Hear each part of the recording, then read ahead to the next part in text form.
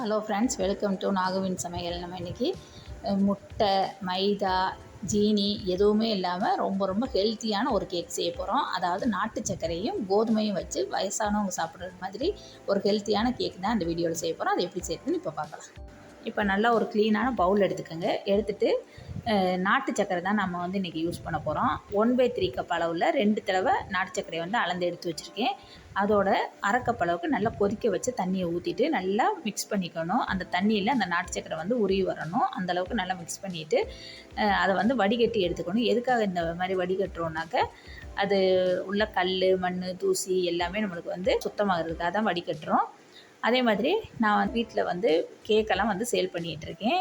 Cream கேக்கு எல்லாமே நீங்கள் மதுரையில் இருக்கீங்கனாக்கா க்ரீம் கேக்கெல்லாம் எங்கள்கிட்ட அவைலபிளாக இருக்குது, வந்து வாங்கிக்கலாம். இப்போ நீங்கள் வந்து வேறு இடத்துல இருக்கீங்கனாக்கா ப்ளம் கேக்கு, ப்ரௌனி இதெல்லாம் கூட நாங்கள் வந்து கொரியர் மூலமாக அனுப்பிச்சி விட்றோம். ஷிப்பிங் சார்ஜ் மட்டும் நீங்கள் வந்து கொடுக்கணும். அந்த மாதிரி இப்போ கிறிஸ்மஸ்க்கு தேவைப்படுறவங்க கீழே டிஸ்கிரிப்ஷனில் வந்து நான் வாட்ஸ்அப் நம்பர் கொடுக்குறேன், கான்டாக்ட் பண்ணிக்கோங்க. இப்போ வேறு ஒரு க்ளீனான பாத்திரத்தில் நம்ம வடிகட்டி வச்சுருக்க நாட்டு சர்க்கரையை சேர்த்துடணும். சேர்த்துட்டு ஒரு சல்லடை வச்சுருக்கேன். சல்லடையில் 1 கப் அளவுக்கு கோதுமை மாவு வந்து சேர்த்துக்கலாம். ஏன்னா இது வந்து வயசானவங்களுக்கு கொடுக்குறதுக்குன்னு சொல்லி சொன்னாங்க. அதனால் நாட்டு சர்க்கரையும் கோதுமையும் வச்சு செய்ய சொன்னாங்க. அதனால தான் இந்த மாதிரி நான் வந்து கோதுமை வச்சு செய்கிறேன். இப்போ 1 டீஸ்பூன் அளவுக்கு பேக்கிங் பவுடர், 1/4 டீஸ்பூன் அளவுக்கு பேக்கிங் சோடா சேர்த்துக்கலாம். சேர்த்துட்டு இதை லேசாக உப்பும் போட்டுட்டு நல்லா சளிச்சு எடுத்துக்கணும். நல்லா இது எல்லாத்தையும் மிக்ஸ் பண்ணிக்கணும். கொஞ்சம் கெட்டியாக இருக்கிற மாதிரி தான் இருக்கும் நம்ம மிக்ஸ் பண்ணுறப்ப. இப்போ 1/4 கப் அளவுக்கு எண்ணெய் சேர்த்துக்கணும். எண்ணெயும் சேர்த்துட்டு நல்லா மிக்ஸ் பண்ணிக்கணும். அதுக்கப்புறம் ஒரு 1/4 கப் அளவுக்கு பாலையும் கொஞ்சமாக ஊற்றிட்டு மிக்ஸ் பண்ணிக்கோங்க. இது வந்து ரொம்ப ஈஸியாக செஞ்சிடலாம் இந்த கேக்கு. இப்போ 1/4 கப்பு பாலும் சேர்த்தாச்சு. இது வந்து காய்ச்சி ஆற வச்ச பால். இப்போ ஓரத்தில் உள்ளதெல்லாம் வலிச்சு விட்டுட்டு நல்லா மிக்ஸ் பண்ணியாச்சு. இப்போ 1 டீஸ்பூன் அளவுக்கு வினிகர் சேர்த்துட்டு லாஸ்ட்டாக மிக்ஸ் பண்ணிக்கலாம். இது நம்ம எந்த அளவுக்கு மிக்ஸ் பண்ணாலும் இதில் ஒன்றுமே பிரச்சனையே வராது. இந்த கேக் வந்து அமுங்கி போயிடுமோ இல்லை பொங்கி வராதோ அப்படின்லாம் நம்ம பயப்படவே தேவையில்லை. ஏன்னா இது வந்து முட்டை சேர்க்காததுனால நம்ம எந்த அளவுக்கு வேணாலும் மிக்ஸ் பண்ணலாம்.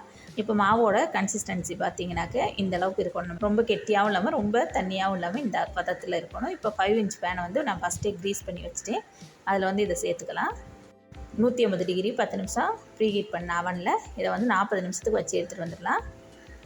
ஏன்னா கோதுமை மாவுன்றதுனால வேகிறதுக்கு சமயம் இருக்கும். இப்போ 40 நிமிஷத்தில் வெந்துருச்சு. நடுவில் ஒரு குச்சியை வச்சு குத்தி பார்த்தோன்னாக்கா ஒட்டாமல் வந்துச்சுன்னா வெந்துருச்சுன்னு தெரிஞ்சுக்கலாம்.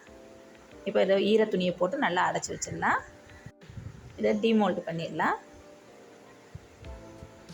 நல்ல கேக் பார்த்தீங்கன்னா ஹைட்டும் வந்திருக்குது, நல்லா சாஃப்டாகவும் இருந்துச்சு, சூப்பராக இருந்துச்சு பார்க்கையிலே. இதோட வெயிட் இப்போ பார்த்துடலாம். நம்ம எடுத்த அளவுக்கு 354 கிராம் அளவுக்கு வெயிட் வந்திருக்கு. நான் வந்து ஒடுக்கமான டின்னில் வச்சதுனால இந்த மாதிரி வெடிப்பு வந்திருக்கு. நீங்கள் இதே அகலமான டின்னில் வச்சிங்கனாக்கா இந்த மாதிரி வெடிப்பு வராது. எவ்வளோ நல்லா இருக்குது பாருங்கள்.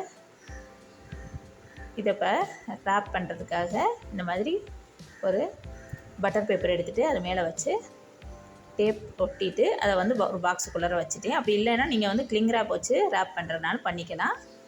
இந்த ஹெல்த்தியான கேக் வீடியோ வந்து உங்கள் எல்லாருக்கும் யூஸ்ஃபுல்லாக இருக்கும்னு நினைக்கிறேன். பிடிச்சிச்சின்னா லைக் பண்ணுங்கள். நம்ம சேனலை சப்ஸ்கிரைப் பண்ணாதவங்க ப்ளீஸ் சப்ஸ்கிரைப் பண்ணுங்கள். கூடவே இருக்கிற பெல் ஐக்கனையும் கிளிக் பண்ணுங்கள். தேங்க்யூ.